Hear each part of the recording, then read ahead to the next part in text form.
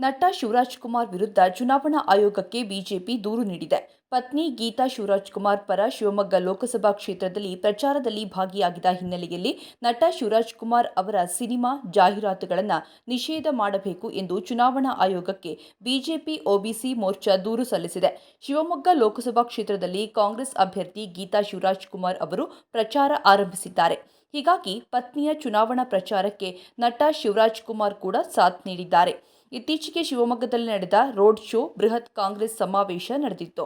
ಕಾರ್ಯಕ್ರಮದಲ್ಲಿ ನಟ ಶಿವರಾಜ್‌ಕುಮಾರ್, ಸಚಿವ ಮಧು ಬಂಗಾರಪ್ಪ, ಶಾಸಕರಾದ ಬಿಕೆ ಸಂಗಮೇಶ್ವರ್, ಬೇಳೂರು ಗೋಪಾಲಕೃಷ್ಣ ಹಾಗೂ ಜಿಲ್ಲೆಯ ಕಾಂಗ್ರೆಸ್ ಮುಖಂಡರು ಭಾಗಿಯಾಗಿದ್ದರು.